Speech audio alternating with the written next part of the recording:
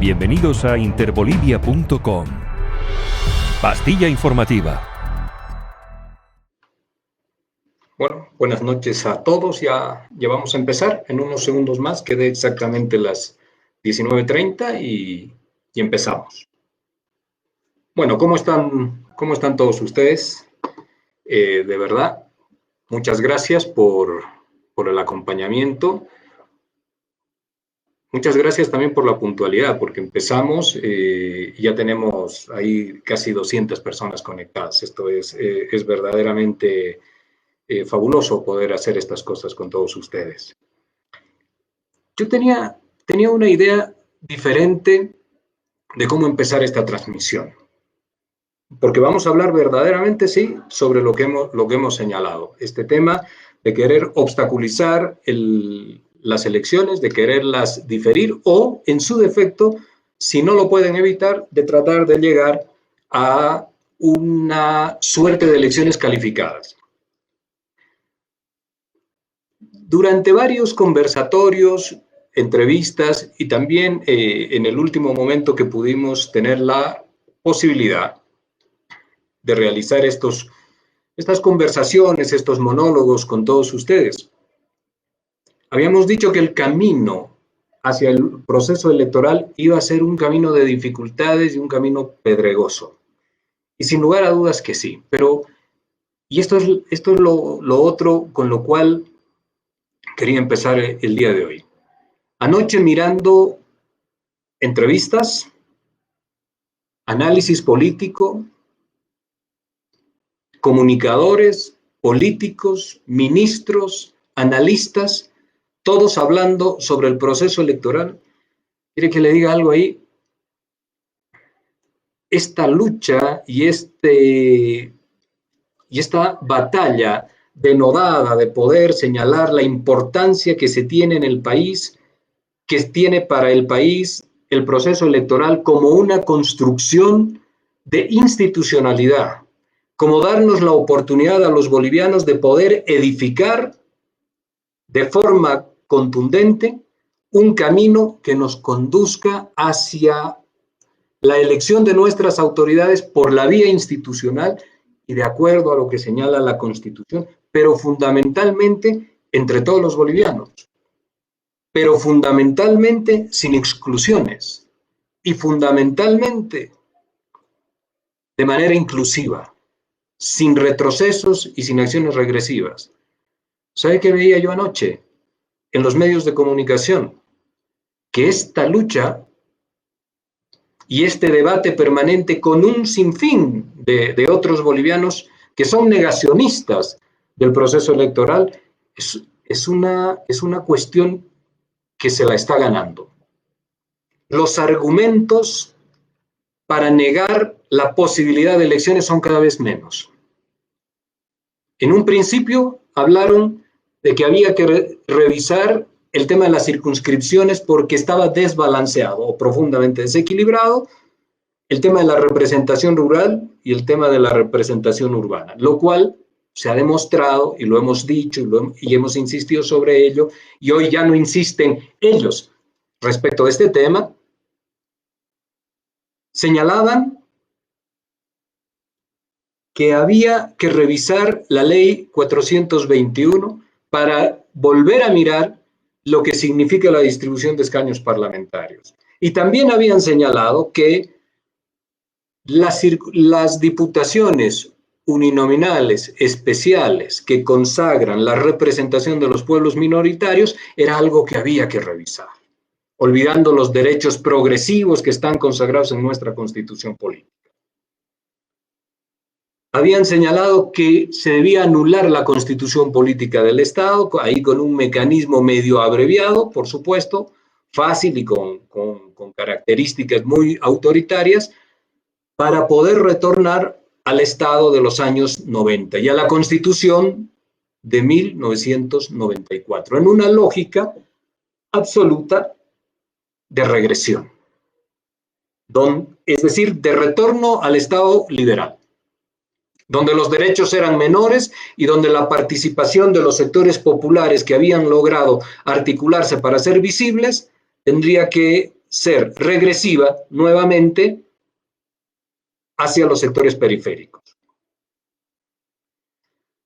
En las últimas horas, los argumentos son cada vez menores y existe una profunda debilidad ya en los motivos que exponen quienes no quieren elecciones, al grado de que están en estos momentos pidiendo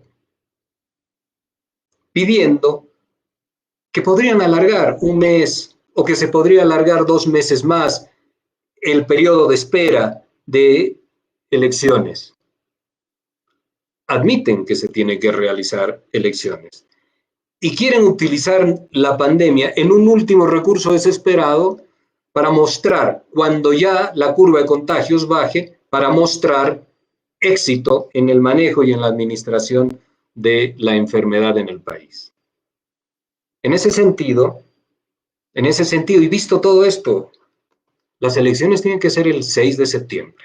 Y lo vamos a explicar por qué. Y vamos a argumentar por qué tienen que ser en esta fecha, como ya se ha programado.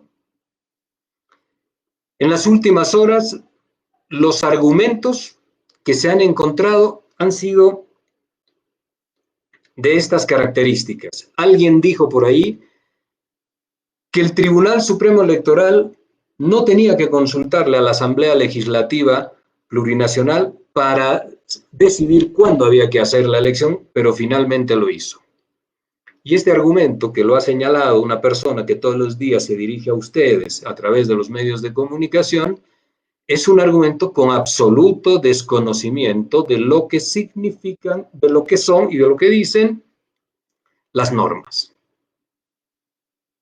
La ley de régimen electoral, que es la ley 026, evidentemente señala que para las elecciones de mandato fijo es el Tribunal Supremo Electoral el que toma la iniciativa de la convocatoria con 150 días, por supuesto, de anticipación a la realización de este evento, pero dice para elecciones de mandato fijo. La elección del pasado 20 de octubre, la fallida elección, era una elección de mandato fijo, es decir, elecciones convencionales, normales. Pero cuando existe una situación de excepción, como es el caso ahora, la norma de esto se encuentra en la ley 018, que es la ley orgánica,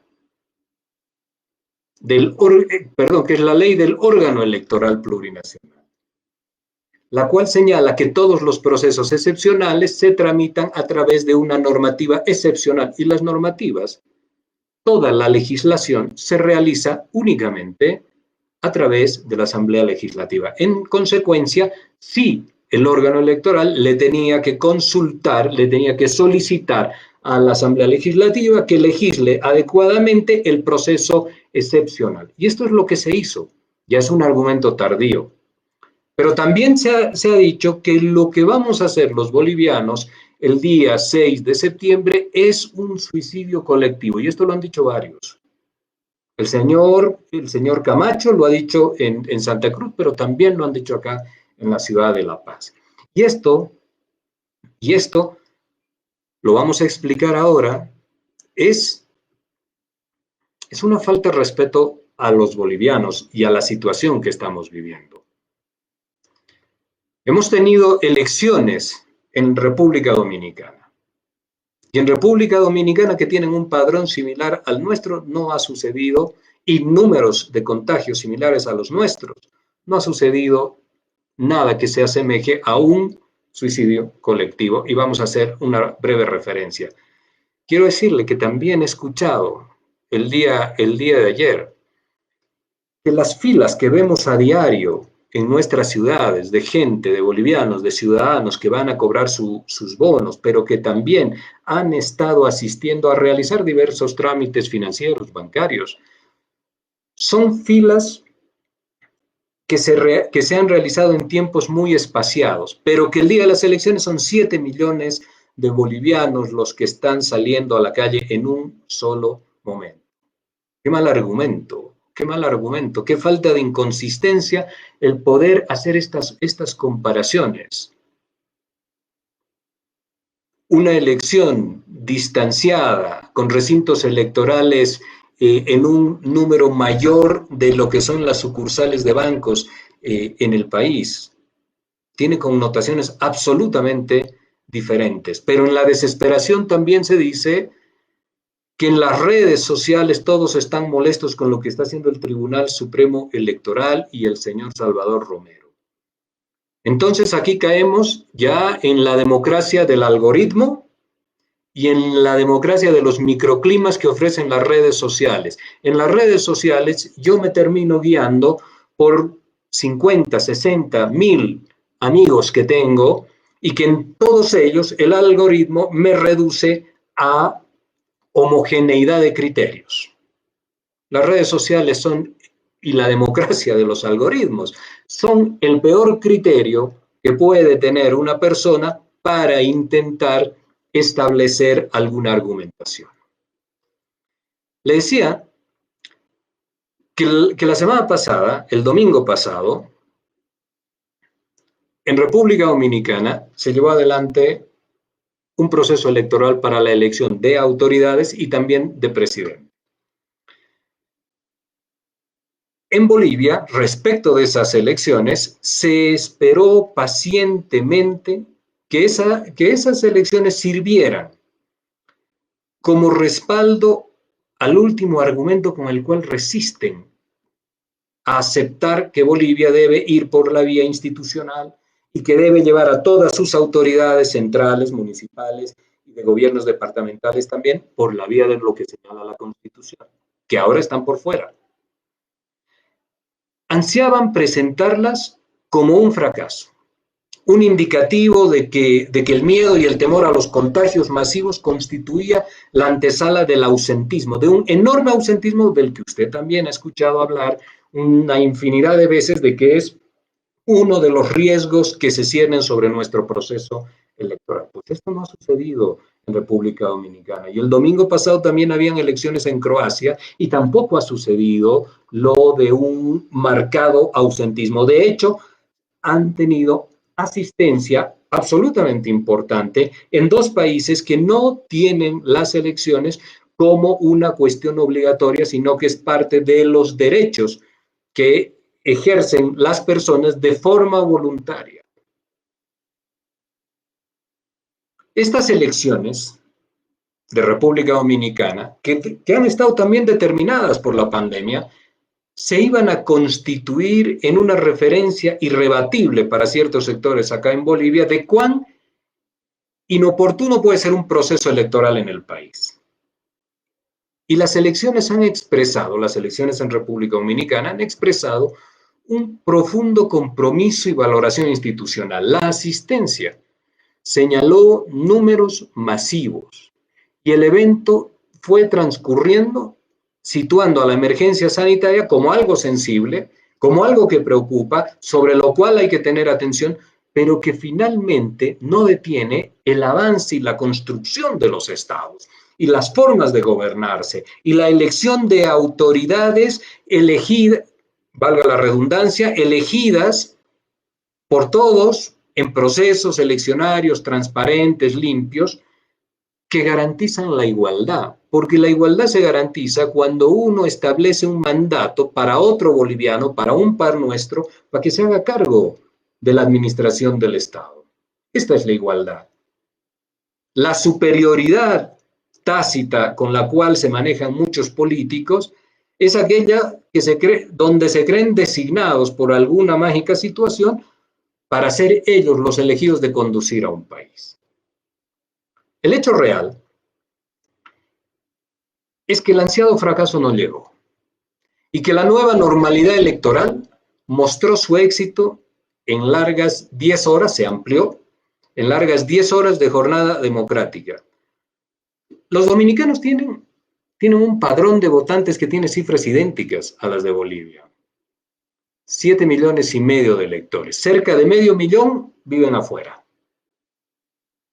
Y también han votado. Han votado en Nueva York, han votado en Miami, han votado en Madrid, en los lugares, en los Estados Unidos, en lugares donde la pandemia ataca con toda su virulencia. Porque insisto de nuevo en esto, hay que tener una preocupación y hay que estar encima de la pandemia, pero el desarrollo y el devenir de los estados y la construcción del Estado y de su institucionalidad es algo que no se detiene nunca y que no entra en pausa, porque tampoco los derechos de las personas entran en pausa, tampoco la igualdad de las personas se debe suspender. En República Dominicana han votado más de 4 millones de personas. En un sistema, como le decía, donde el voto es voluntario desde el año 2010 y donde no existe una sanción por la no asistencia a elegir. Ahí también estuvieron los observadores, 151 observadores internacionales. También ha sido uno de los argumentos para decir que en Bolivia no van a querer venir los observadores internacionales a verificar la transparencia de nuestras elecciones por temor a la pandemia, porque no hay vuelos, porque no se puede ingresar al país, porque tenemos las fronteras cerradas, etcétera, etcétera, un largo etcétera. Pero en República Dominicana estuvieron 151 observadores. Por supuesto, también los de la OEA, por supuesto, y de otras instituciones. Y también estuvieron los observadores en Madrid, también estuvieron en Miami, también estuvieron en Nueva York para verificar la transparencia del hecho eleccionario. El jefe de la misión de observadores de la Organización de Estados Americanos era el chileno Eduardo Frei, que fue presidente. El señor Eduardo Frei señaló y dijo que felicitaba el comportamiento, el compromiso de ciudadanos y autoridades electorales que pese a la presencia de la pandemia habían organizado un momento electoral al que ha calificado de exitoso. Solo quiero hacer un paréntesis acá. Si esto no hubiera sido exitoso, ¿cuánto hubiésemos escuchado en los negacionistas del proceso electoral esta referencia a la elección de República Dominicana? ¿Cuánto hubiese sido el despliegue mediático, comunicacional, de apoyo y de observación y de espanto y de sobresaltar lo que hubiese ocurrido allá en República Dominicana? ¿Y cuánto hubiese sido también retransmitidas las declaraciones del señor Eduardo Frei? Y no hemos visto absolutamente nada. La semana pasada, al iniciar la semana, la cobertura informática respecto de las elecciones de República Dominicana era absolutamente marginal en la agenda mediática de nuestro país. Absolutamente marginal. Entonces, para cerrar esto, en una coyuntura donde la manifestación crítica del COVID es monotemáticamente la cuestión de referencia, el país centroamericano, que también presenta cifras de contagio con coronavirus en números similares a los de Bolivia, y que un día, escuche bien esto, y que un día antes de la elección alcanzó la curva más alta de contagios. En ese momento, en todo ese proceso, República Dominicana no debatió el tema de postergar las elecciones, debatieron cuestiones programáticas. Y el eje estuvo sobre el desarrollo del país y no sobre el COVID. Mire usted la diferencia. Y es un país al que posiblemente miramos todavía con cierto desdén y con cierta subestimación en cuanto a sus capacidades y desarrollos institucionales. Pero ahí está la cosa. En medio de toda esta situación, ahora la apuesta en nuestro país es mayor todavía. Ahora se habla de que vamos a tener 130,000 contagios. Seguramente, en los momentos en los que estamos realizando esta transmisión, sin lugar a dudas, somos hoy en día más de 130,000 contagiados. Y esto porque lo que señalan los expertos y lo que han ido mostrando en otros países, no solo de la región, sino de Europa, es que lo detectado responde al 10% de lo que verdaderamente se ha expandido el virus y el contagio en una sociedad. Entonces, posiblemente hoy en día estamos por encima de los 130,000. Pero lo que se quiere es mostrar un escenario desgarrador, lo que se quiere, para entrar en tema definitivamente, Lo que se quiere es establecer un miedo en nuestra sociedad, miedo sanitario, miedo judicial, miedo a las persecuciones y autoridades que desenfrenadamente anuncian procesos, más procesos, cárcel y cárcel. Y esa no es la forma de construir un Estado.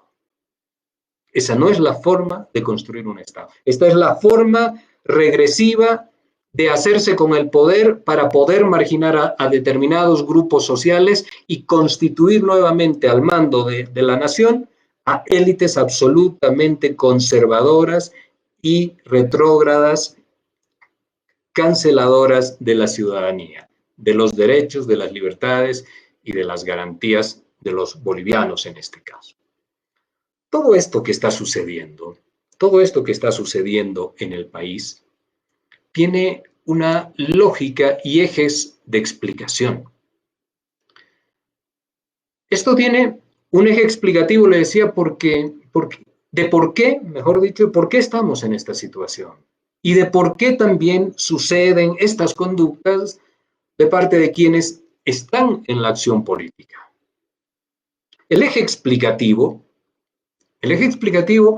está en que el Estado, a consecuencia de varios factores que inciden negativamente y con una criticidad extrema sobre él, sobre el Estado, se han desconfigurado. Desconfigurado significa que los factores raciales, que son fundamentales en una sociedad plural y diversa como la nuestra, que los factores identitarios, que los factores institucionales, políticos, sociales, dialógicos y fundamentalmente constitucionales están fuera de control y profundamente desordenados. Repito esto porque es importante. Estos factores están fuera de control y profundamente desordenados. Entonces, este desorden y esta situación de factores descontrolados, esta desconfiguración, lo que hace es traer una consecuencia. Y esta consecuencia es que tenemos un Estado colapsado. El Estado boliviano ha colapsado en estos momentos. Y le explico rápidamente por qué. Porque la simultaneidad de la crisis que golpea al Estado boliviano va generando semana tras semana una mayor complejidad de la situación política, que son las crisis que tenemos hoy en día, sanitaria y económica. Hago un paréntesis, mire usted, que el día de ayer el debate estaba en torno a la sucesión presidencial, porque un día antes la presidenta, con cara compungida, a quien le deseamos una pronta recuperación, por supuesto, como a todos los bolivianos que se ven afectados por este mal y que no tienen la misma posibilidad sanitaria de salud de ser atendidos. La presidenta decía, le comunica con rostro compungido al país que había dado positivo. Un día después, cuando se especulan sobre posibilidades de sucesión ante un eventual, algo que no va a suceder, eventual deterioro de la salud de la presidenta, de la mandataria, inmediatamente aparece ella absolutamente recuperada para señalar y decirle al país que tiene control absoluto del Estado y que está ejerciendo sus funciones de forma tecnológica, virtual. En esa línea y dentro del mismo paréntesis, el día de ayer, un ministro COVID, como se denominan ellos, un ministro COVID porque están a cargo de estas tareas, decía que este era un gobierno fuerte, decidido, un gobierno fuerte.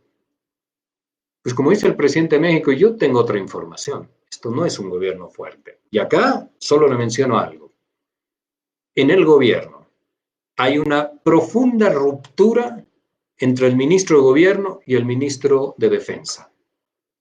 Entre el sector cochabambino del gobierno, que está a cargo del señor del ministro de Gobierno, y el señor que está a cargo del ministro de Defensa, el sector cruceño.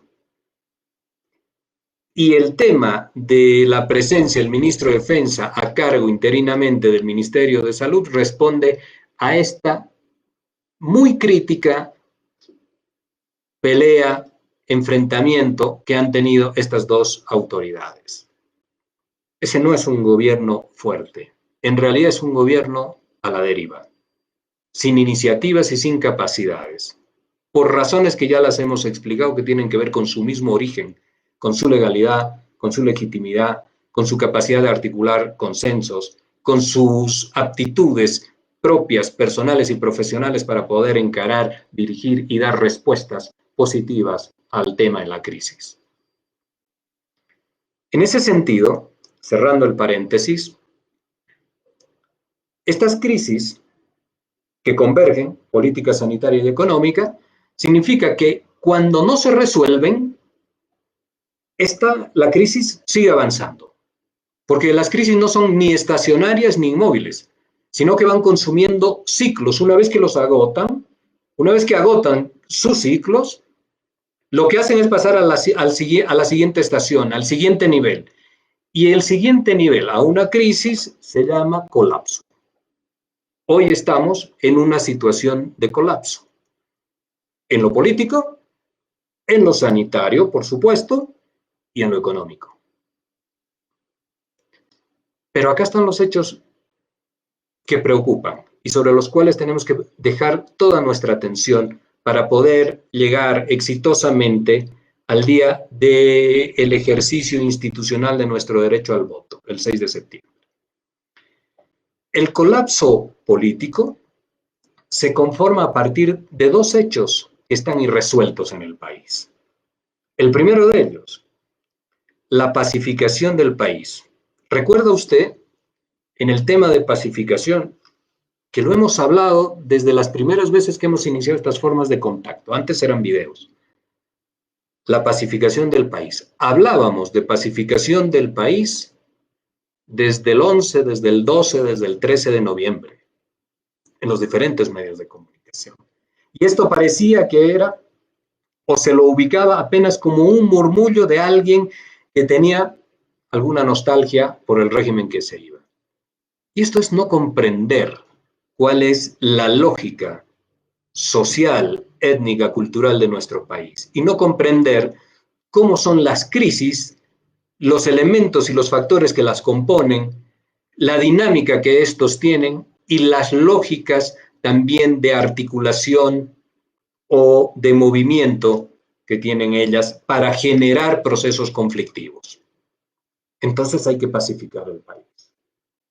Algo que en su momento, en la organización, en las oficinas de la Organización de Naciones Unidas, le dije personalmente al entonces ministro de la Presidencia, Jerjes Justiniano, resuelvan el factor Morales porque los movimientos sociales en el país, movimientos sociales y populares en el país, han conformado una corporatividad articulada que ha logrado visibilidad política y que tiene un elemento racial, identitario, cultural, que hoy en día no están dispuestos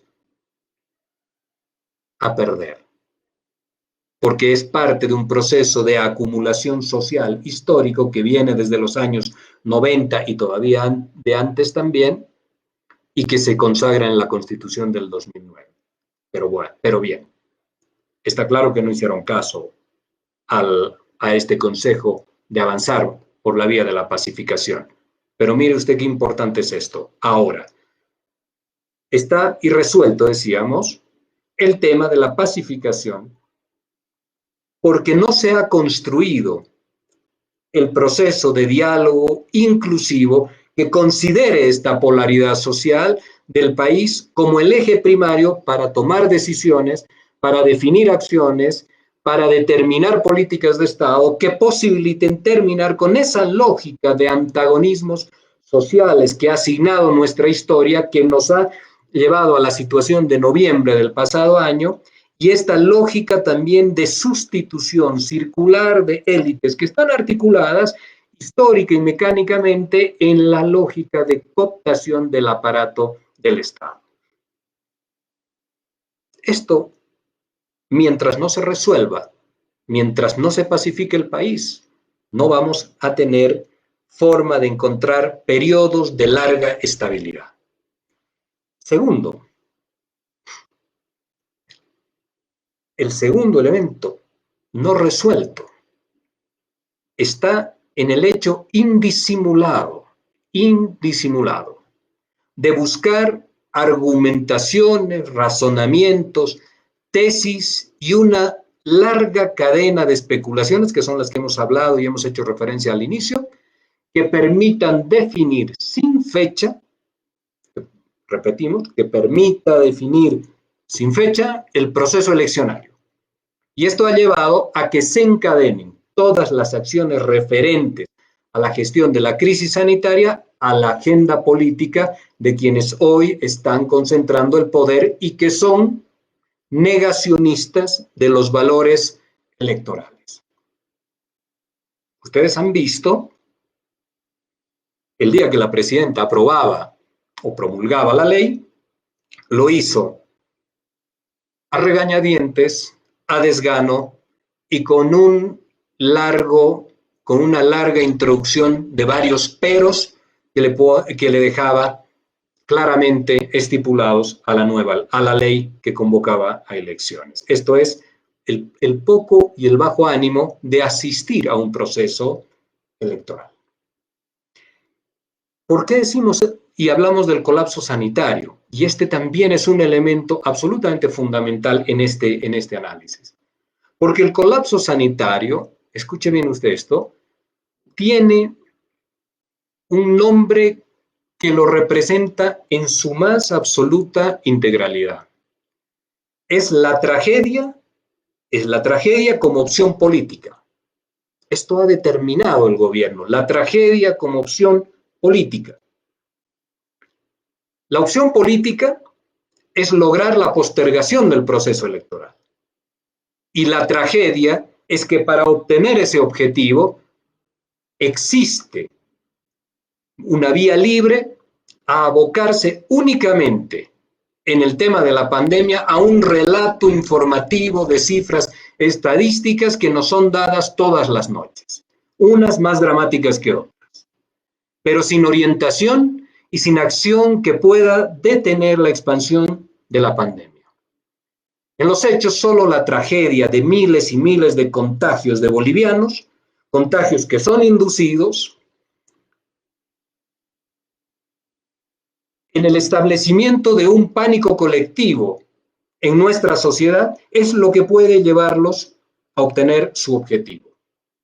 Esto es, la tragedia de miles, repitiendo, de miles y miles de contagios, más el pánico colectivo, es lo que puede llevar a encontrar formas de argumentación para detener el proceso eleccionario.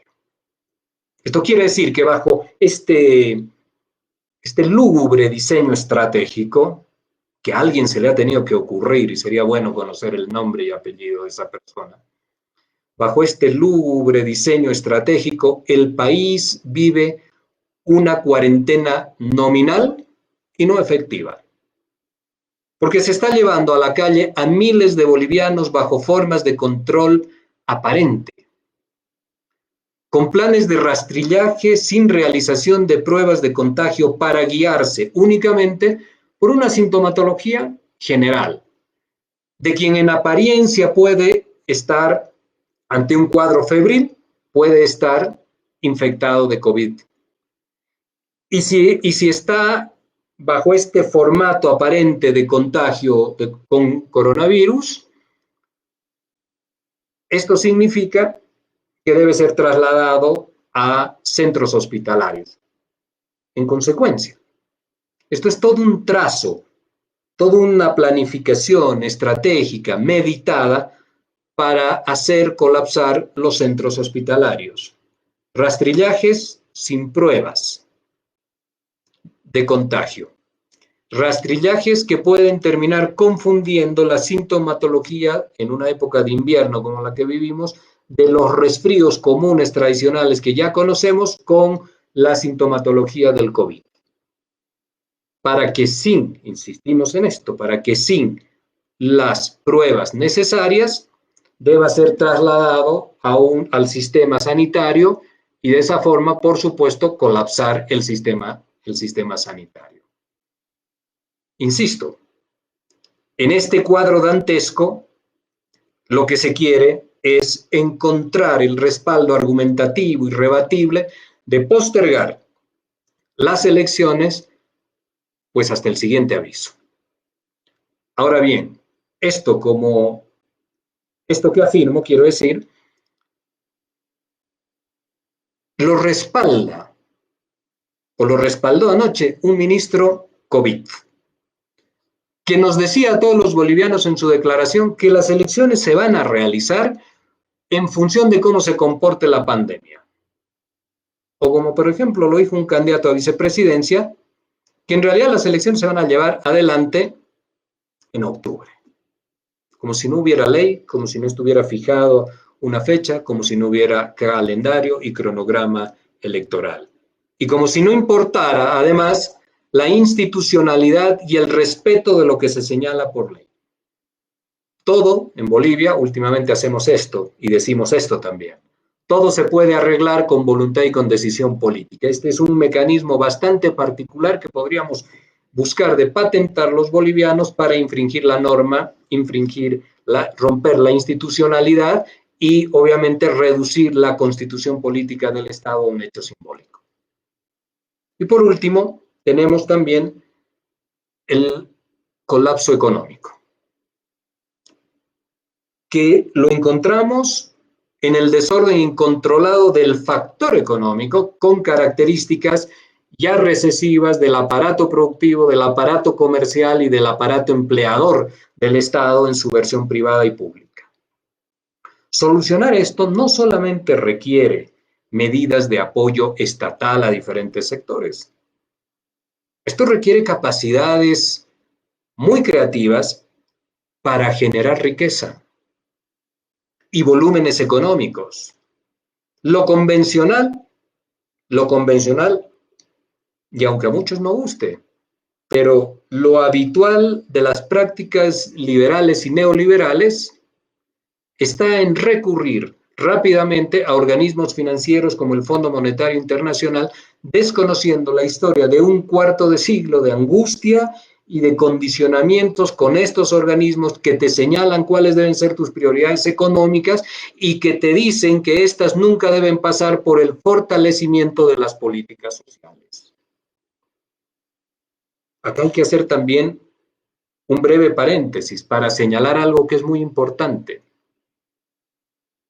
El año 2002, en momentos en los cuales el señor Sánchez de Lozada iba a asumir la presidencia del Estado y se resistía a convocar a una asamblea constituyente y se resistía a llevar adelante también un referéndum por el tema del gas, uno de sus argumentos fue que la crisis se solucionaba con plata y que ya tenía conversaciones adelantadas con los organismos internacionales para que le desembolsaran un crédito y un préstamo. Un préstamo que no llegó y que en lo poco que le fue conferido, porque le otorgaron $100 millones, en lo poco que le fue conferido era absolutamente intrascendente, porque el problema de los bolivianos no era una cuestión de créditos del Fondo Monetario Internacional. El problema de los bolivianos tampoco era en aquel momento, como alguien dijo en una conversación privada, por supuesto, que este tema se resuelve con plata. Hace unos días atrás, en un conversatorio público, don Jorge Quiroga ha señalado que lo que Bolivia necesita es un balde grande de dólares para resolver los problemas de la crisis económica que tiene Bolivia y que hoy en día, esto ya lo han dicho muchos más que solo Jorge Quiroga, hoy en día existe la disponibilidad de créditos de fácil acceso de todos estos organismos internacionales a los cuales el país puede recurrir para que con esa inyección de dólares en nuestra economía salgamos adelante. Pues sabe que esa receta es la misma receta de los años 70, donde existía también en aquel momento una gran disponibilidad de dólares de fácil ubicación en países como los nuestros tomamos esos créditos y a partir de aquel entonces, de la mitad de la década de los años 70 hasta el año 2000, no se pudo resolver el tema que nos afligió de forma profunda a los bolivianos en lo que se conoció y se llamó la deuda externa. Es decir, vamos a repetir la receta, la misma receta que Mauricio Macri en la Argentina tomó con créditos, llevando, a nosotros no nos van a dar los cerca de 60.000 millones de dólares que le han dado a Mauricio Macri, pero que ha dejado a la Argentina en una situación de colapso financiero. La misma receta. Nada creativo, nada nuevo. Vamos al Fondo Monetario Internacional para que en estas lógicas circulares, que también parece que nos son muy simpáticas en Bolivia, la propuesta electoral sea: tomemos créditos de afuera para poder inyectar recursos al Estado y salir de la crisis. Pues esas recetas han traído penurias enormes. Lo que hace falta, nuevamente, como decíamos, es la capacidad diferente de generar riqueza. Y eso es lo que tienen que acreditar. Y los sectores conservadores que van del centro hacia la derecha en Bolivia tuvieron 14 años para poder recrear, pensar y plantearle a Bolivia un sector de derecha serio, de soluciones reales y no de soluciones convencionales, tradicionales, que los bolivianos conocemos perfectamente bien si nos hemos detenido a observar lo que significaron para Bolivia estas relaciones financieras con organismos internacionales como el Fondo Monetario Internacional.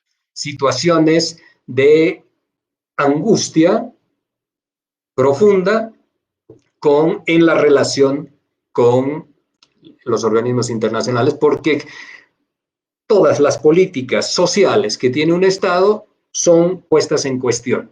Usted tiene que generar recursos para pagar la deuda, No es el camino y no es la solución, por lo menos algunas otras alternativas. En consecuencia, cerrando el paréntesis, en consecuencia, el colapso político, el colapso sanitario y el colapso económico han llevado a esta desconfiguración del Estado en Bolivia. Y hoy tenemos en cifras redondas, seguramente esta noche algo más, 45.000 casos. Quienes necesitan esta situación, una situación de descontrol, esperan 130.000 contagios para frenar el proceso electoral.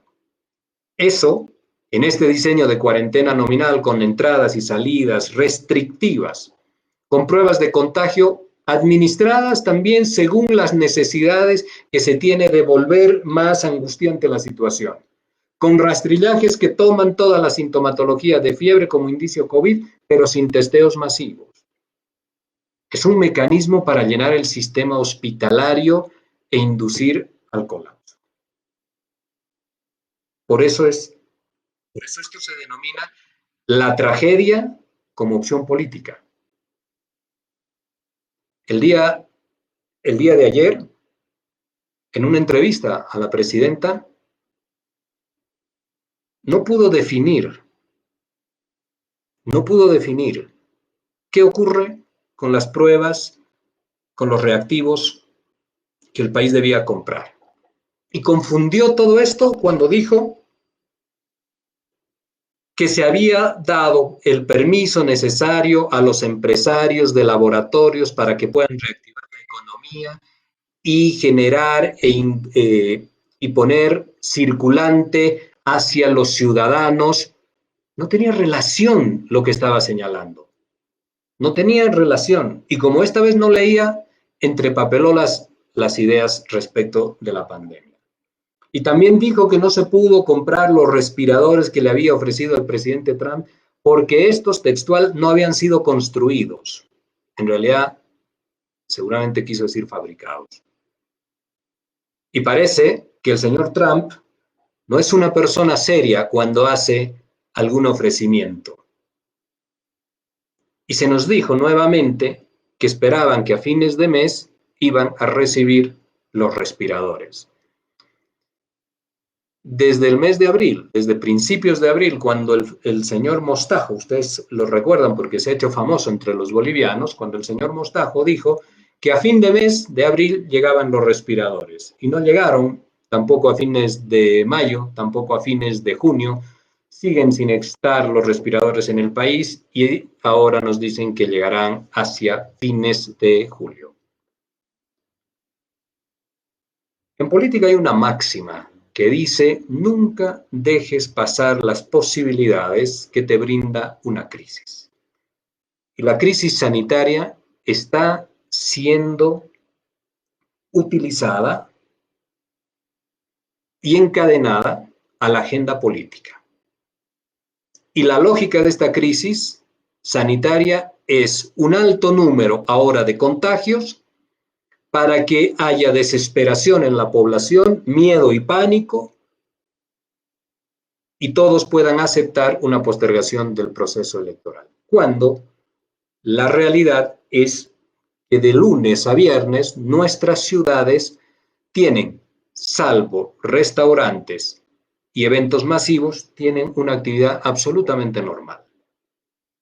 Donde la presencia también de los municipios, en este caso hablo por la ciudad de La Paz, donde la presencia del control municipal no está en los sectores populares y sí está en los sectores de clase media llamativamente. También los gobiernos municipales, el gobierno municipal de La Paz, que está encadenado con la gestión de la señora Áñez, tiene también vencido ya su mandato y el señor Revilla no puede reelegirse por ley. Entonces hay un interés claro por detener las elecciones en función de la pandemia. Pero si no sucede esto, si no sucede que lo pueden lograr, como que lo que podemos observar, y con esto había empezado el programa, es que tienen dificultades ya para sostener y argumentar esto. Los argumentos que esbozan respecto de la pandemia son absolutamente débiles. El día de hoy, en una entrevista de radio, uno de los interlocutores señalaba que estamos bien en cifras de letalidad. Tenemos 3.7 aproximadamente. Y que si mirábamos Europa estábamos bastante bien.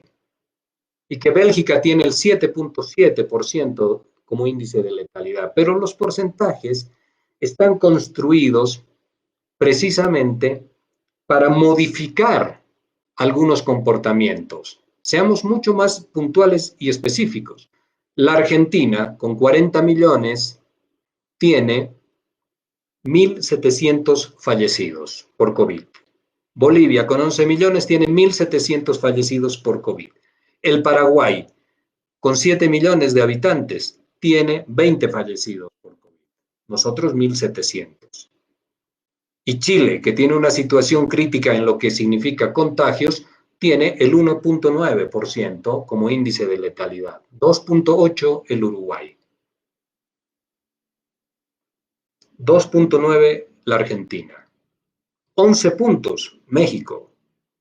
Entonces, claro, en el promedio, tomando un país como México y como Brasil, nosotros tenemos un promedio interesante. Pero en Bolivia vemos muertos en la calle. Gente que tiene que guardar a sus familiares fallecidos en un auto porque hay dificultades en la manipulación de los cadáveres. Lo que sucede en Cochabamba, en el cementerio, en una inoperancia de sus autoridades que es alarmante, de gobernación y de alcaldía. Las crisis como estas necesitan otros talentos, porque las crisis como estas también lo que han hecho es desnudar no solamente las incapacidades de formación de nuestras autoridades, sino también las deficiencias estructurales que tenemos en el país. Sanitarias, por supuesto, pero también de infraestructura en lo que se refiere al transporte público. Esta forma de transporte público que tenemos en Bolivia es crítica a la salud de los bolivianos. Y ahora lo vemos de forma clara, evidente, Estas crisis han denunciado que la configuración de nuestras ciudades no soportan una situación de esta. Entonces tenemos que repensar varios elementos.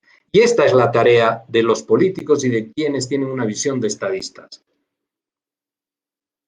Tenemos que mirar el redimensionamiento o mejor dicho, perdón, retiro esa palabra, la resignificación del Estado.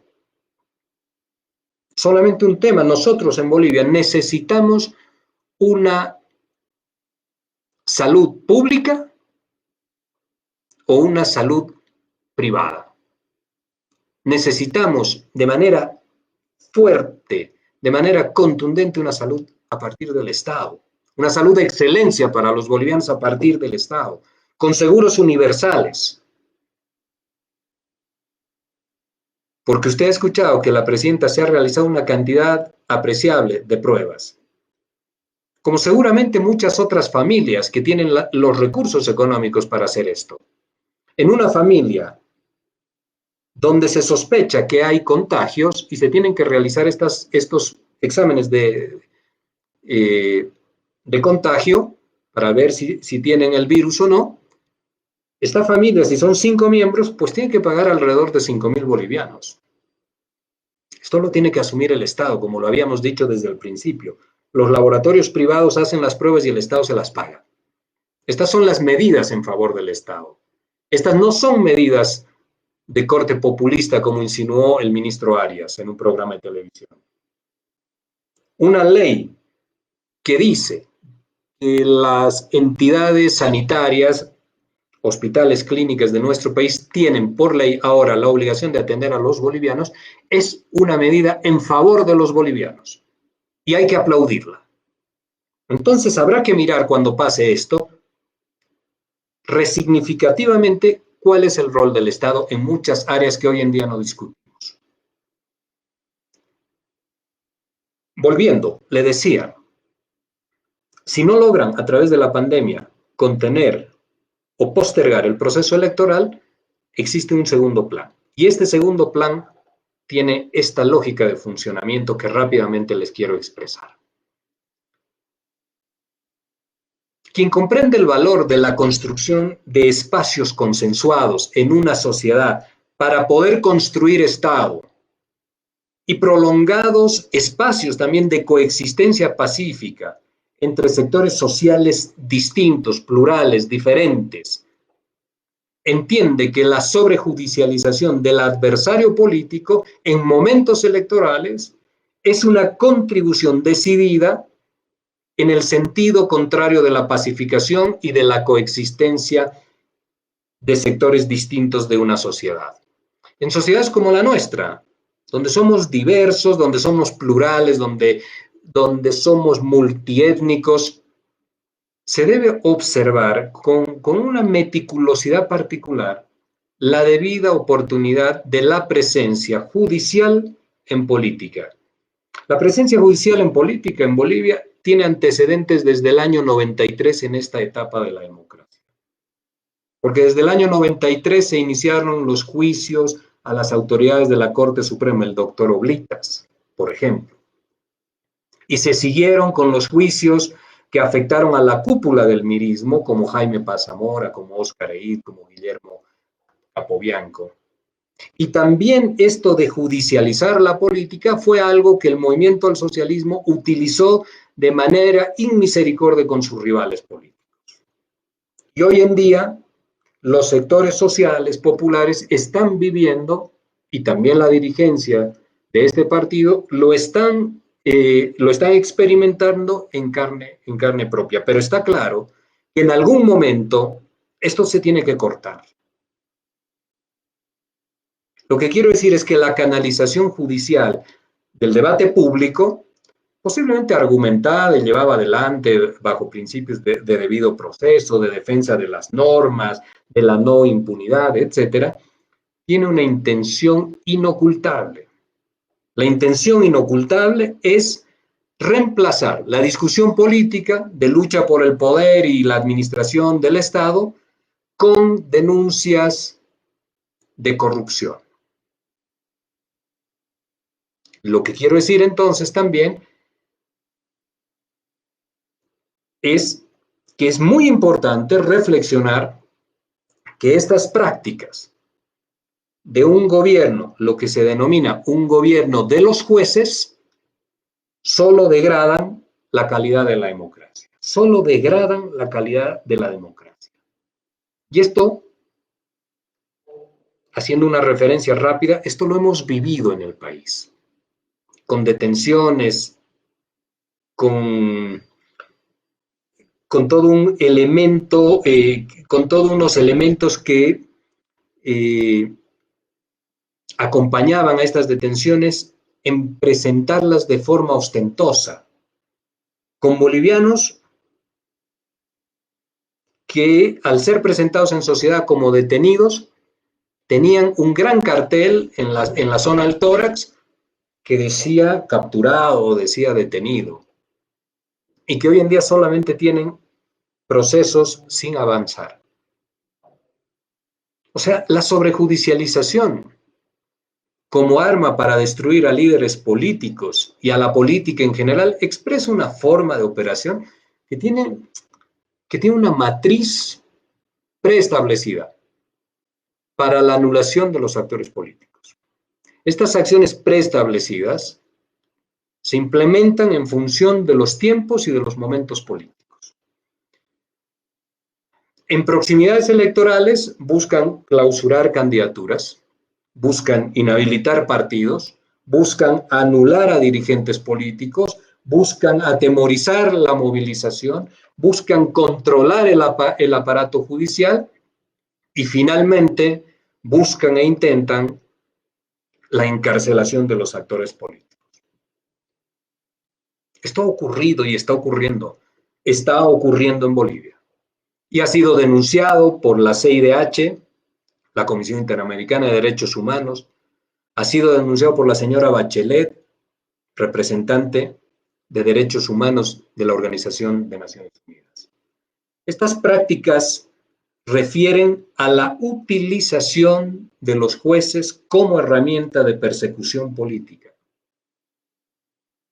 Usted puede comprender, a usted le puede entrar en la cabeza que las exacerbaciones de odio político lleven a detener a una persona, como por ejemplo la señora Patricia Hermosa, como por ejemplo el exministro Romero, en las condiciones que lo han tenido detenido,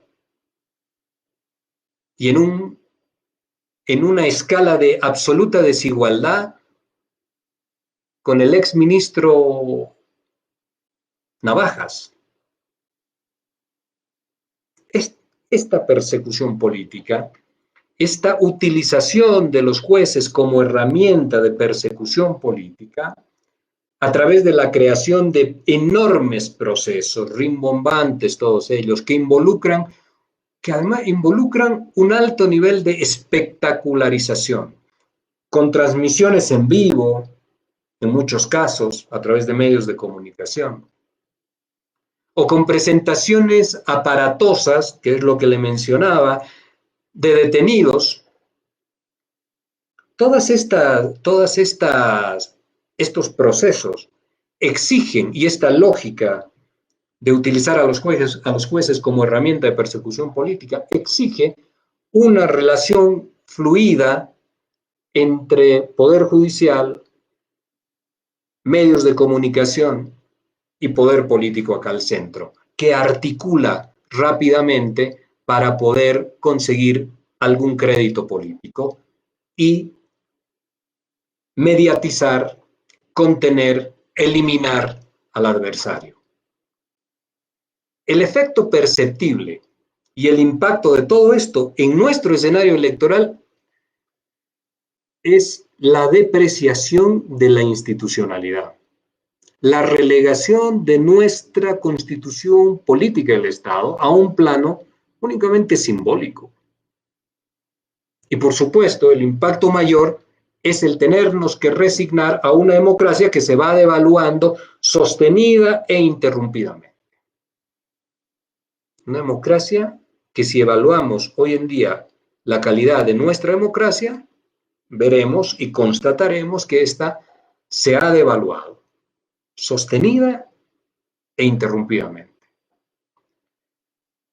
Todo ello también es lo que todo esto que hemos mencionado, es lo que se ha observado desde el momento en el que se promulgó la ley 1304. La ley 1304 es la que señala que tienen que haber elecciones en Bolivia hasta el 6 de agosto como plazo indefectible. A partir de ese momento, lo que se ha trabajado es la construcción, y este es el segundo elemento. El primero, postergar las elecciones en función de encadenar la agenda política a la pandemia con esto que hemos llamado la tragedia como objetivo político. Y este segundo elemento es, en la lógica de los procesos de la persecución, de la utilización de los jueces como herramienta de persecución, es la construcción de un escenario ideal que se han propuesto los sectores más conservadores en Bolivia para asistir, y mire usted, para asistir a elecciones calificadas. Algo así como retornar a las elecciones del modelo previo a la revolución del año 52. Elecciones calificadas es un proceso ideal que se está buscando, ya sin disimulo, que va a proscribir a los sectores sociales y populares, que quiere proscribir a la sigla política con la cual estos sectores se articulan electoralmente y que quiere también mediatizar a su dirigencia y a sus principales candidatos. Es un escenario donde se está buscando elecciones con unas normas solamente que beneficien a la derecha. Es decir, elecciones donde participen todos los actores políticos del centro hacia la derecha. Y acá, otro paréntesis. ¿Cuál es la opinión de Comunidad Ciudadana, que también pide elecciones, cuando ve que se pueden proscribir a determinados políticos, partidos y sectores sociales que no tendrían representación porque no se identifican con este sector del centro hacia la derecha? ¿Cuál será su opinión? Y cerramos ese paréntesis. Esta lógica de buscar elecciones calificadas con causas políticas, con persecución, etcétera, va a llevar a tener, o busca un efecto, mejor dicho, inmediato, que es político antes que judicial. Es político antes que judicial. De hecho, más que el resultado final del juicio, que incluso podría terminar en nada, y esto también va a depender del resultado de las próximas elecciones, y esto también habla de la fragilidad y la miseria de nuestras instituciones. Lo que verdaderamente importa y se busca conseguir con estas acciones es el impacto que produce conforme se va avanzando en el proceso en sus diferentes etapas. Lo que se busca es impactar sobre el votante de forma subjetiva para direccionar su voto. Asociar negativamente a una persona, a un grupo, a un partido político, a delincuencia, a hordas salvajes, a narcotráfico, a clanes organizados y vinculados con el crimen, todo lo negativo que usted quiera. No importa el juicio, no importa el resultado final, importa el impacto inmediato y político.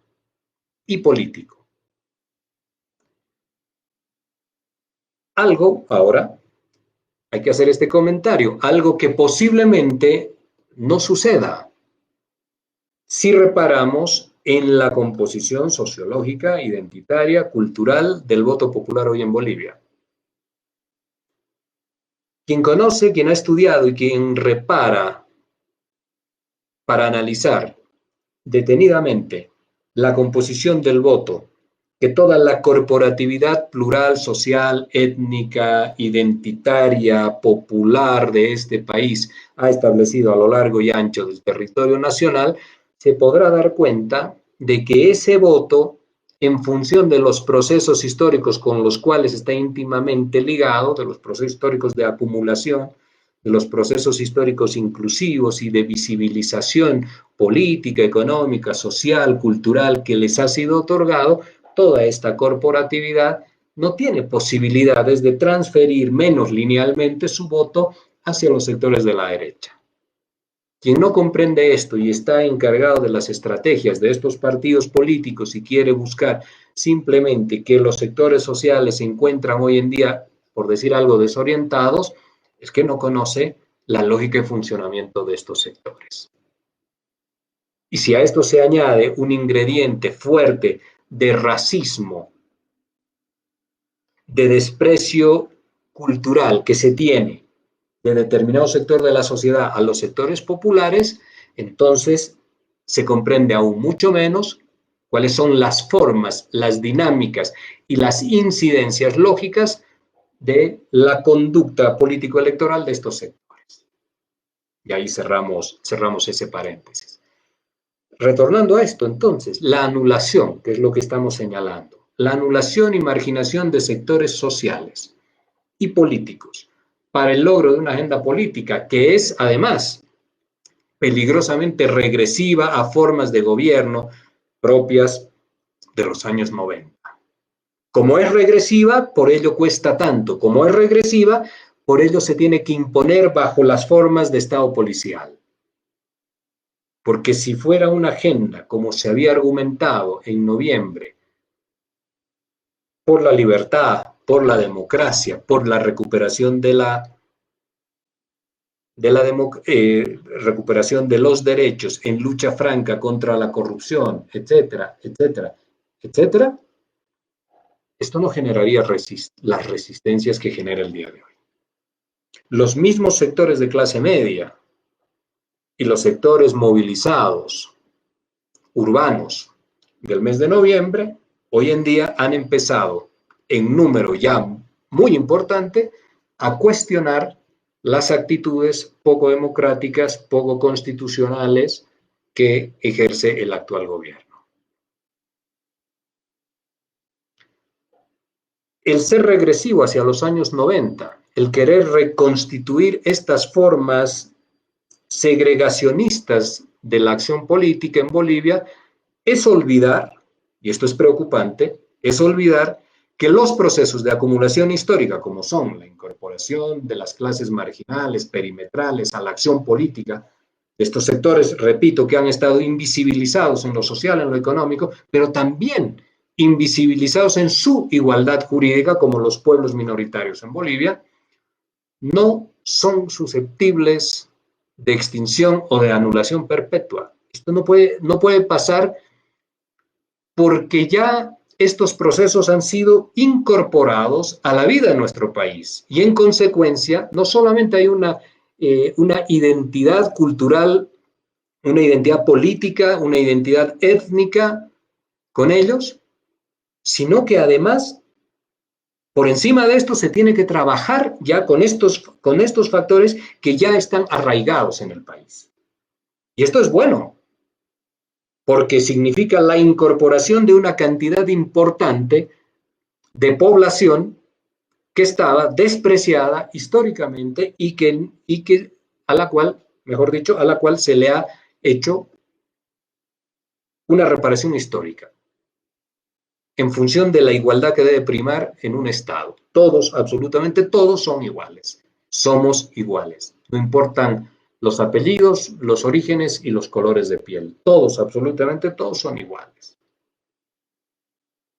Estos procesos, entonces, repito, están incorporados ya en nuestro país.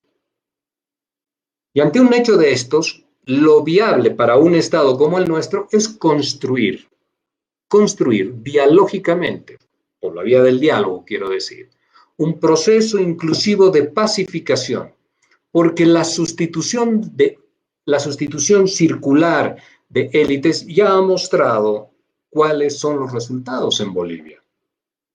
Los resultados de esta sustitución permanente de élites en la búsqueda del control del Estado han sido muerte, han sido sangre, ha sido humillaciones, desplazamiento social con odio, con brechas que nos distancian.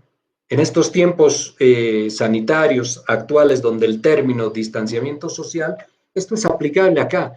Nos ha producido esta cantidad de odios, nos ha producido históricamente en Bolivia y ahora desde noviembre nuevamente esto ha resurgido con mucha fuerza, un distanciamiento social que es absolutamente inaceptable para una sociedad que desea construir un Estado de coexistencia pacífica entre sus miembros, en medio de la diversidad de sus miembros.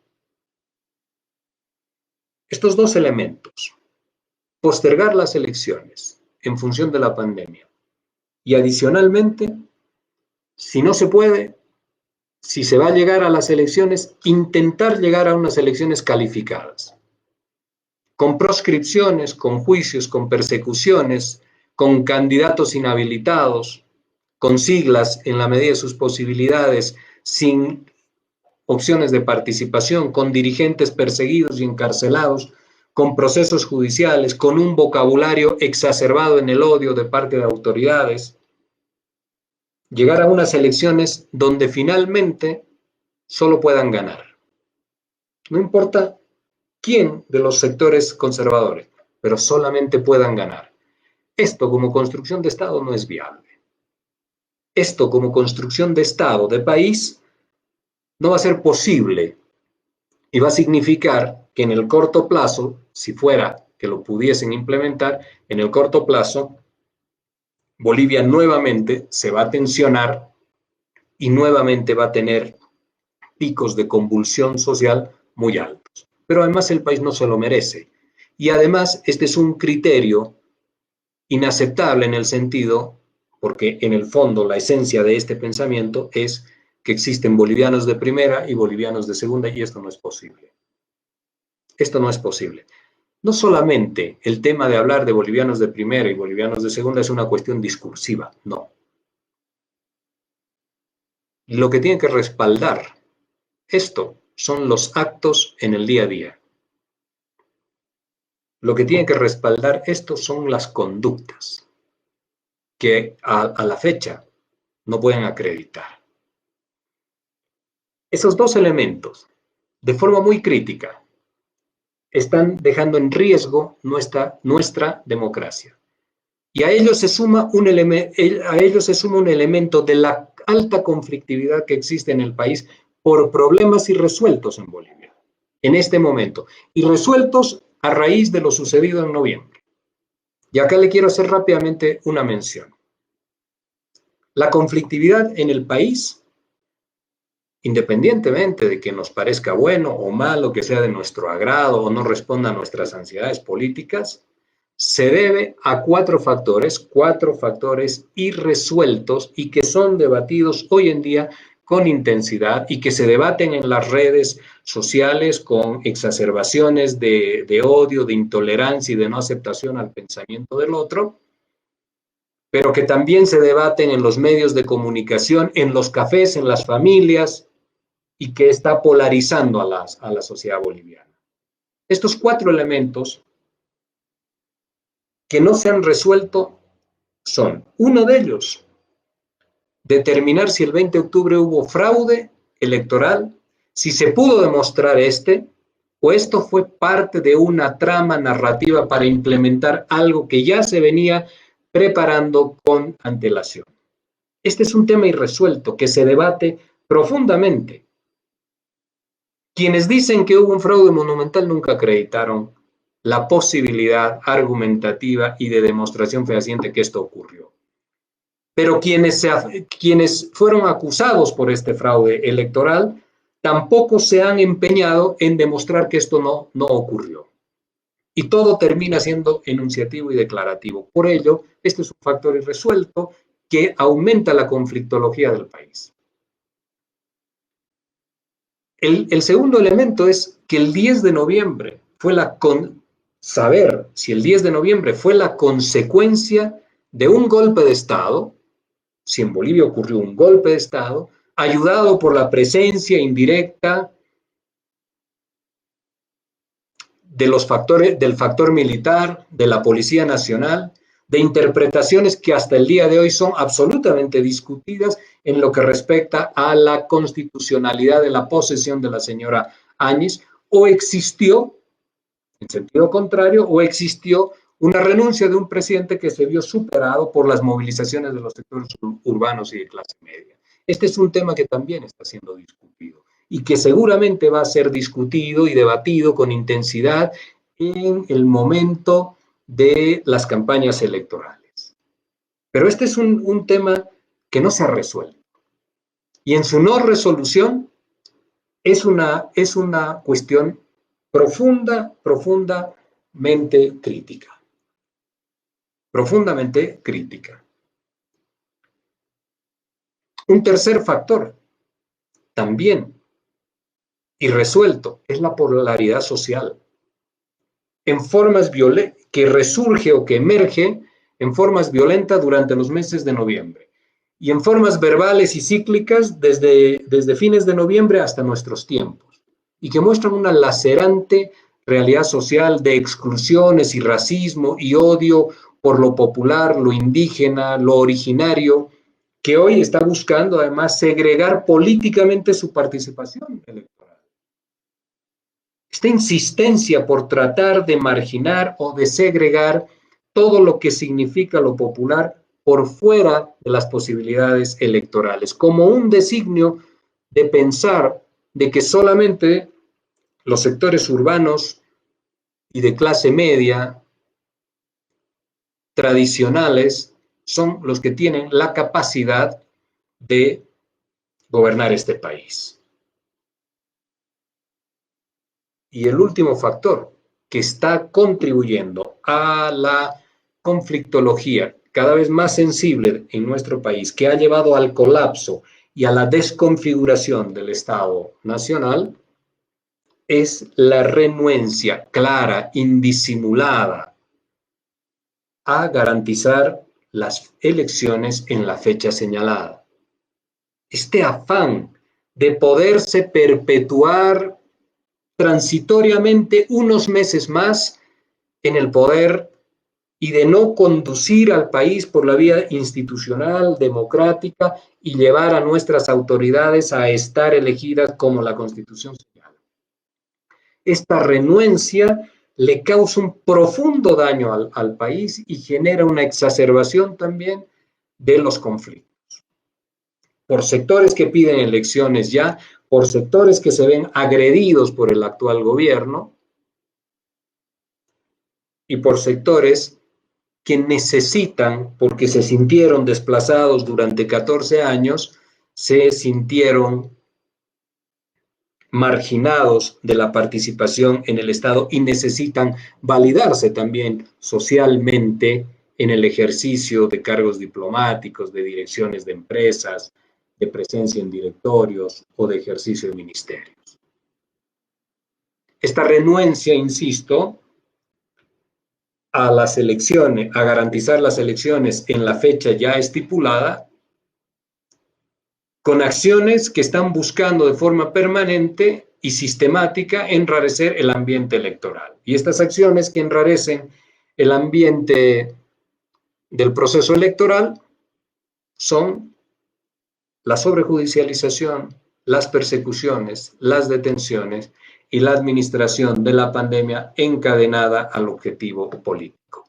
4 elementos que si no se resuelven por la vía de la pacificación, del diálogo inclusivo, pues van a tener en vilo a nuestra población, a sobresaltos a la sociedad boliviana y en tensión extrema al sistema político.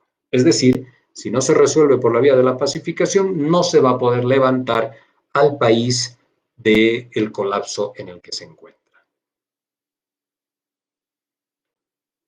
No puede Bolivia, en medio de estas 3 crisis, en medio del colapso en medio de la desconfiguración del Estado, continuar en una lógica de sistemática agresión y búsqueda de asociación negativa de un sector hacia otro, de las autoridades que detentan poder hacia los sectores populares. El día de hoy, acá mencionemos esto, el día de hoy se levanta el paro de Caracara en la ciudad de Cochabamba.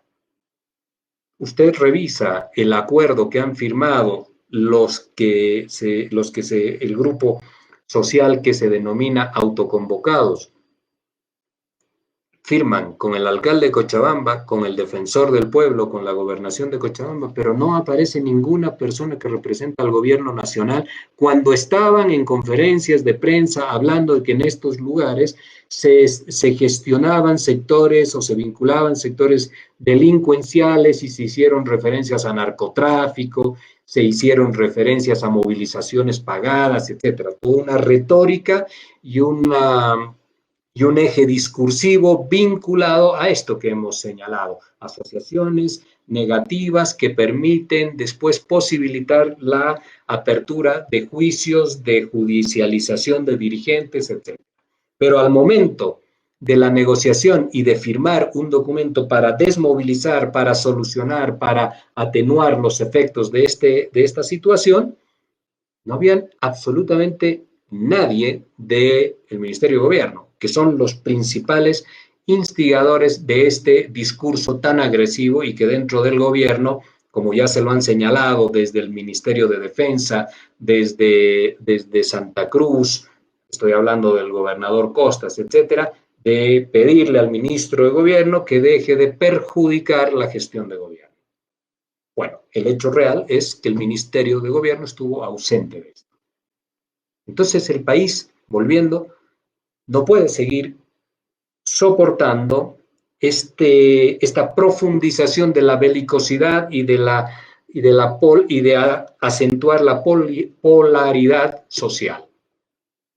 Se tiene que eliminar del vocabulario de ciertas autoridades estas referencias permanentes a hordas salvajes, a narcotráfico, a delincuentes. Y esto, sobre todo, porque viene acompañado de constantes amenazas del uso de la fuerza, de advertencias de que van a ser intolerantes con la movilización y que se van a llevar adelante detenciones y cárcel para alguna gente. Esta lógica, desde la vía de la pacificación, que no es lo mismo que espacios de tranquilidad momentánea, no puede producir resultados, porque esta es una lógica de guerra, de anulación absoluta del adversario, y ello no es posible en política. Esto de la anulación absoluta del adversario ya lo había definido y lo había advertido también René Zabaleta Mercado cuando dijo que las victorias en política, las victorias absolutas en política, son inexistentes como inexistentes son también en la guerra. Entonces tenemos que volver sobre la pacificación. Porque quien entiende y ha estudiado los ciclos políticos en nuestro país va a advertir con facilidad que en la política la cuestión de la viveza o de quien es más osado para ganar espacios no es un camino hacia el éxito y hacia la construcción política, sino que es un camino hacia generar y producir un daño enorme en lo social y en lo institucional. Terminando esto, el país necesita políticas y políticos, hombres y mujeres, con perspectivas de construcción, con metodologías de diálogo, con objetivos de pacificación. Necesitamos estadistas con visiones integrales de desarrollo, con miradas integradoras de nuestra realidad social, cultural y económica. Necesitamos liderazgos, necesitamos conocimiento y formación. Y tenemos que desterrar la improvisación, los discursos vacíos, sin contenido, los anuncios rimbombantes, sin realización. 100 millones de dólares se le prometió el 6 de marzo a la Ciudad del Alto. 100 millones de dólares para la Ciudad del Alto. ¿Cuánto se ha entregado a la Ciudad del Alto en este tiempo? No necesitamos discursos vacíos, sin contenido.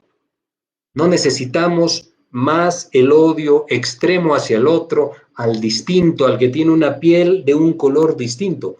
Nacimos así. Unos nacieron con un color de piel y otros con el otro. Es el destino. Lo importante, lo que ya queda en nuestras manos, es la construcción de tolerancia, de igualdad, de incorporar, de incluir al otro, de ser incluidos también en el otro sector, de construir entre todos una sociedad que camina junta con tolerancia, con aceptación, con inclusión, con respeto por el pensamiento. Decirlo, todo lo que hemos dicho el día de hoy, no puede ser catalogado inmediatamente con un adjetivo. Tenemos que tener respeto. Tenemos que tener una educación política suficiente que nos permita ingresar en una etapa donde no nos molesta que otra persona, igual a nosotros, distinta a nosotros, pueda pensar en forma diferente. Porque ese es el camino de construcción de un Estado. Tenemos que poner atención a lo que son las propuestas. Los políticos hoy en día, la gente de acción, hombres y mujeres de acción política, escuchan las propuestas como si sintieran apenas un murmullo de alguien a quien no vale la pena prestarle algo de atención. Y no escuchan en las propuestas o no miran en las propuestas la posibilidad que existe siempre de poder rescatar algo que nos permita ser mejores como sociedad, que nos permita construir una solidaridad que hoy en día está pulverizada en nuestra sociedad. Desde cada uno de nuestros lugares, desde nuestra situación personal, nuestros aportes, nuestras opiniones, nuestra presencia tiene que ser absolutamente respetada.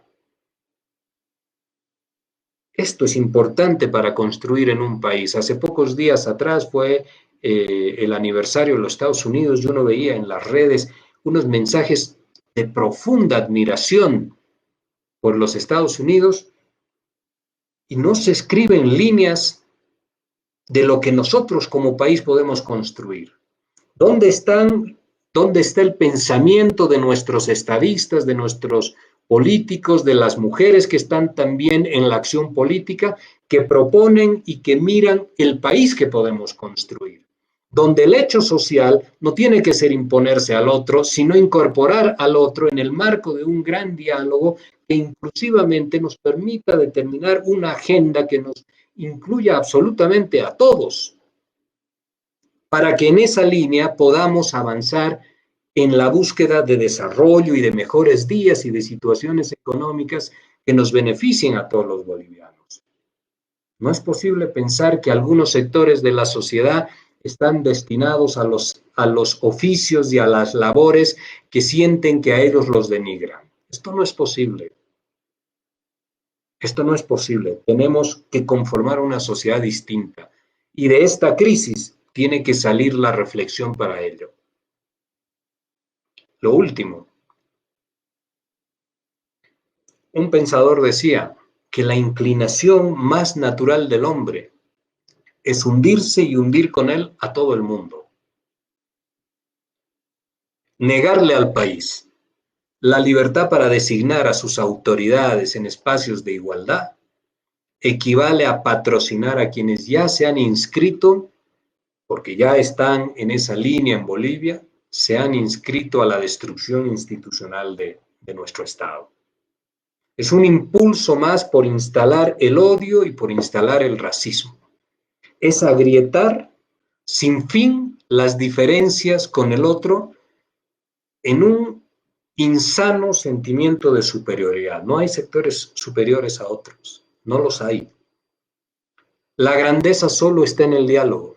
La pacificación entre distintos es una construcción social para coexistir. Los monólogos, en cambio, solo necesitan la obediencia silenciosa de quien está obligado a escuchar. En elecciones es la sociedad la que dialoga. En elecciones es la sociedad la que dialoga. En las prórrogas indefinidas, en los prorroguismos indefinidos, el diálogo se convierte en un monólogo y el monólogo deviene en autoritarismo. Esto tenemos que tenerlo claro. El diálogo se convierte en las prórrogas indefinidas, el diálogo se convierte en un monólogo y este torna en autoritarismo.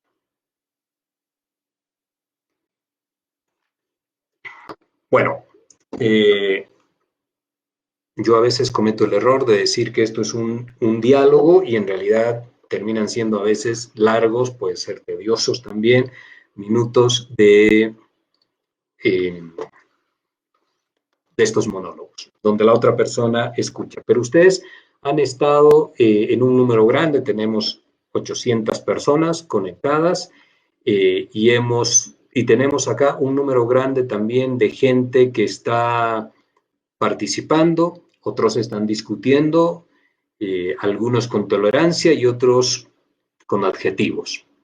Tengo varias preguntas y en medio de esas preguntas, a ver acá, hay algunas que sí vale la pena que podamos responderlas. Me dicen, señor Richter, al CONADE y a determinados sectores les interesa que no haya elecciones, ya que cuando hubo interrupción con la salud nadie salió a hablar.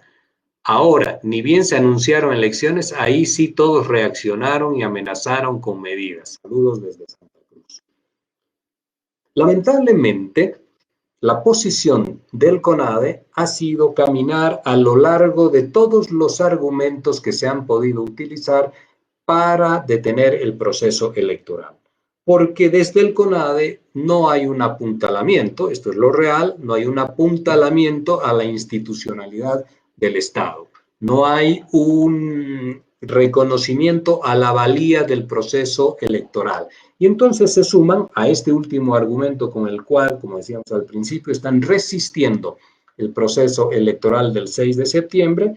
Hay un afán de poder postergar la elección porque la han reducido.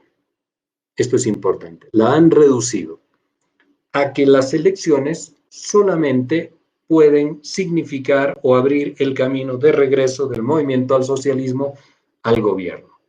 Y lo que no comprenden es que primero tienen que haber elecciones, que no están garantizados los resultados en función de una cantidad de votos suficientes para este partido. Y segundo, que se tiene que dejar en consideración de todos los sectores sociales cada uno de los argumentos que se han esbozado en todo este tiempo. Por ejemplo, que hay una gran responsabilidad del movimiento al socialismo por el sistema sanitario del anterior gobierno, pues bien, esto se lo tendrán que plantear al señor Luis Arce y se lo tendrán que plantear a sus candidatos y les tendrán que exigir respuestas y el señor Arce tendrá la obligación de decírselo a sus votantes o a sus posibles votantes y verá él si los convence con datos fehacientes o si no tiene que decir. Ese es el proceso y la dinámica electoral. Y a eso es a lo que precisamente el CONADE le pone cortapisas, al proceso electoral. Y el proceso electoral, como decíamos ahora sobre el final de la locución, es el ejercicio pleno de la democracia. Es nuestra posibilidad de expresarnos y de elegir las formas en las cuales se puede, por la vía muy pacífica, se puede reforzar el contrato social que tenemos. La elección es una opción de reafirmar nuestra igualdad, donde cada uno de nosotros elegimos a uno de nosotros también o a una de nosotras para que nos puedan gobernar. Esto es lo absolutamente importante. Y ahí el CONADE está haciendo una labor que camina en sentido contrario de la institucionalidad y de la democracia. Decir que se quiere la democracia, eso lo dicen todos. desde los sectores negacionistas del proceso democrático, también se ha señalado que aceptan las elecciones. Pero casi como en nuestras compras que hacemos en los mercados, un poco de por favor pidiendo, ¿no? Un poco por favor, ¿qué te cuesta un mes más, 2 meses más? Esto es serio. Esto es la institucionalidad del Estado, no es un mes más, 60 días más, ¿qué te cuesta? ¿A quién le va a afectar? Esto es absolutamente serio. Un proceso electoral es algo serio, es la construcción del Estado y de sus autoridades y el reaseguro y la reafirmación de nuestros derechos, las garantías, la libertad y sobre todo la igualdad. Uno de nosotros, una de nosotras, podrá ser elegido o elegida para gobernar este país, pero en confianza que le otorguemos los bolivianos. Eso es absolutamente fundamental. No hay que decirlo, hay que practicarlo, hay que pedirlo, y eso no está haciendo el CONADE. Sería bueno también, dice, que toques de qué manera se llevaron el tratamiento de la pandemia en Cuba, Venezuela, Argentina. Lo que puedo decir de forma importante es que estos países en este momento tienen procesos de cuarentena distintos. Y los procesos de cuarentena son procesos que establecen un mínimo de objetivos que se deben cumplir para poder progresivamente avanzando hacia la nueva normalidad o, si se quiere, hacia la apertura de la sociedad a sus actividades cotidianas. Pero cuando tenemos en Bolivia una lógica de cuarentena rígida y cuarentena flexible, además desperdigada en todo el país en la responsabilidad que debe asumir cada uno de los municipios, para tener situaciones, por ejemplo, de Cochabamba, ahora que van a entrar a una situación de cuarentena, miren ustedes, de cuarentena mixta. Unos días de cuarentena rígida, unos días de cuarentena flexible. Cuando usted ya sabe que llega a la cuarentena rígida, entonces vaya apresuradamente hacia los centros de abasto para comprar lo que requiere y pasar esos días de cuarentena rígida en casa. En esos momentos, entonces, estallan los contagios porque la gente se vuelca a la calle. Un desconocimiento de cómo se han manejado y administrado las cuarentenas, los planes de salida de las mismas, los procesos de contención en otros países y en otros lugares, un desconocimiento que ya no es abismal, sino que indigna. Lo de Cochabamba es verdaderamente no saber qué hacer, es una falta de profesionalidad llevada a su máxima expresión. Pero La Paz, por ejemplo, no es diferente, no es diferente. Si uno le pregunta al gobierno municipal y a este ente en el cual se reúnen y toman la decisión de los encierros para la ciudad de La Paz, ¿cuál es el objetivo? De llevar 4 días a cuarentena rígida y después volver a la cuarentena flexible. ¿Cuál es el objetivo? Y de preguntarles si se tienen estas cuarentenas rígidas, ¿cuál es el número de test masivos que se están haciendo?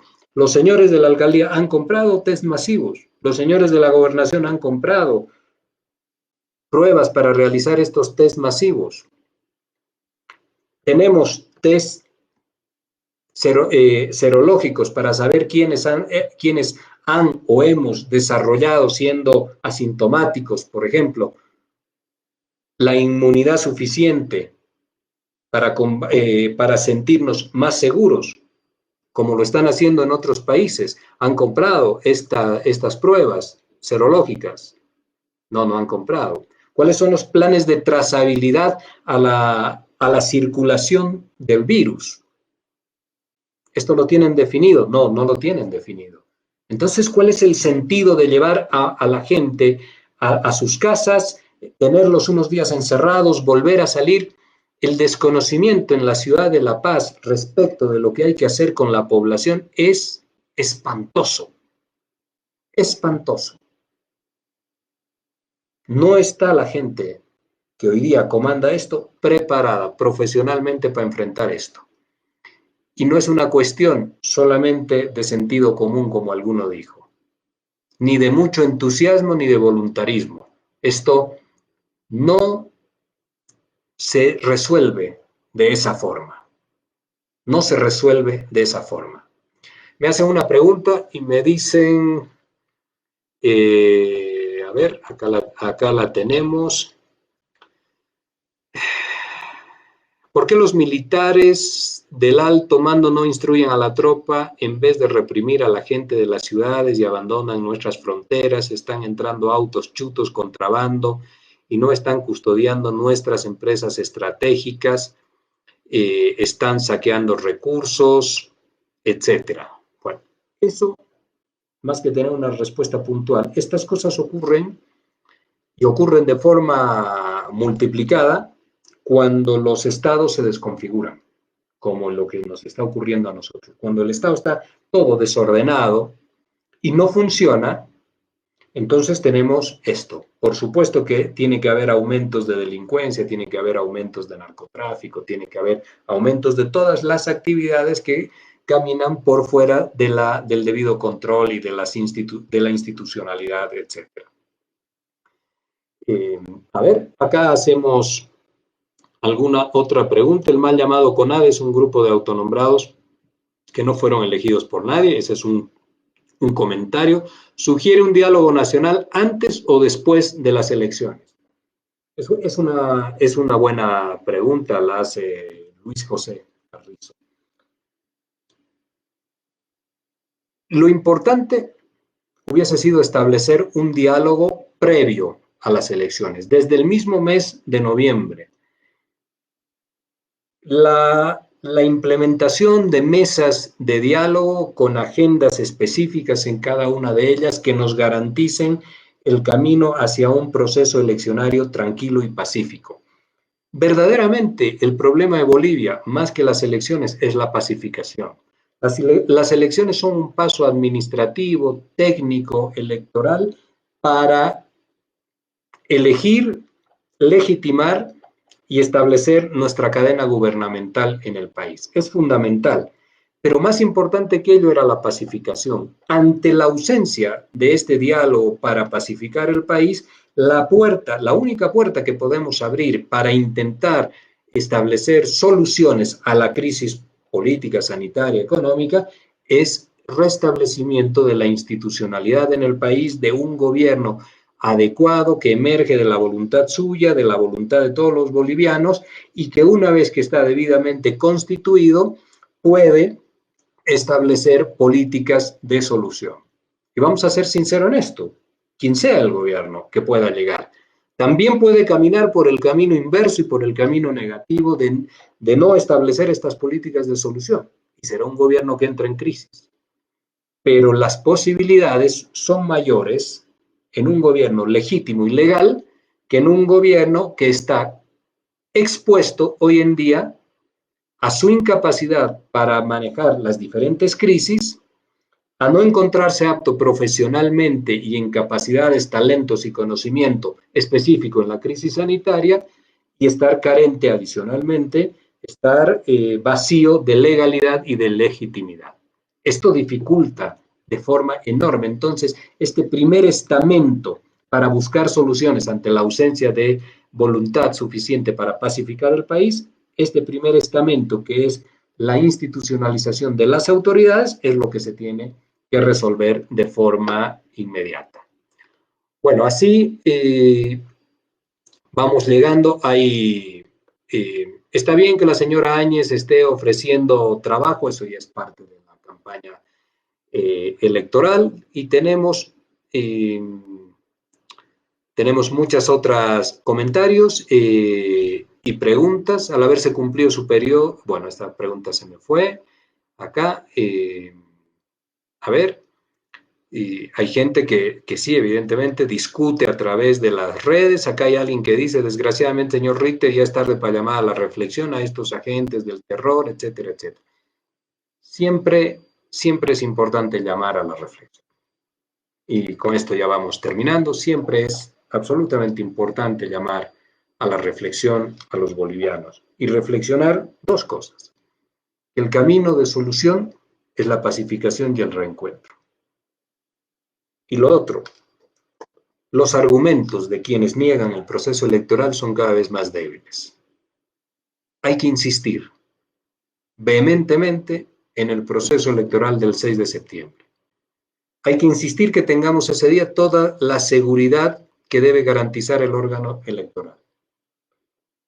Hay que insistir que hayan propuestas para superar las crisis en el país.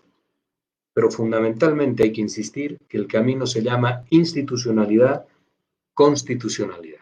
No se puede estar por fuera de aquello. Esta es una lucha de argumentos que ha llevado muchísimo tiempo. Y la posibilidad de llevar adelante las elecciones está cada día más cerca. Hay que persistir y hay que insistir en esto. El día de las elecciones, las posibilidades de contagio son mucho menores de un día normal de cuarentena flexible. No podemos vivir eternamente en cuarentena. Tenemos que tener medidas efectivas contra la pandemia, medidas efectivas en el tema de la economía, que es crítica, y medidas efectivas en la pacificación y en la solución de la crisis política. Estaremos alertas y estaremos atentos a lo que suceda de acá hasta el 6 de septiembre. Van a seguir esgrimiendo argumentos. Vamos a seguir respondiendo también estos argumentos hasta que podamos llevar el país a elecciones. Y ahí que gane el que tenga que ganar. Usted en su casa elegirá con el que mayor identificación tiene. Eso ya depende de cada uno. Pero la institucionalidad de un país, ese sí es deber de todos. Y en ese sentido, vamos a seguir siempre insistiendo que la vía es la constitucional, que la vía es la electoral, no la violenta, que la vía es el debate de ideas, las propuestas, como forma de resolver inclusivamente entre todos este problema de colapso que tiene el país. Les quedo verdaderamente agradecidos por la paciencia, por estar en esta sintonía, por haber acudido a esta convocatoria para poder hablar y reflexionar sobre lo que ocurre en nuestro país.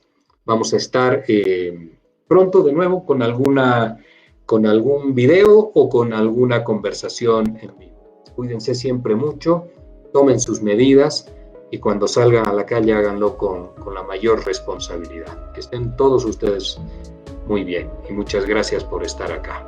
Hasta la próxima. El reportero eres tú.